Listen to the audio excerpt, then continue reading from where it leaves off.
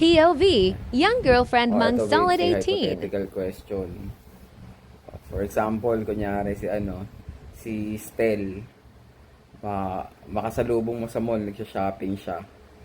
Tapos, syempre na-excite ka, tapos nilapitan mo para magpa-picture. Tapos, ginawa niya, tinanggihan ka niya mag-picture, tapos sinawi niya yung kamay mo. O ano mafe-feel mo? Oh. Hindi. Hindi niya gagawin sa akin yun. Ba't di niya gagawin sa yun? Hindi ganon yun si Estel. Ano pala si Stel? Bait yun Hindi eh. ka nga kilala nun eh.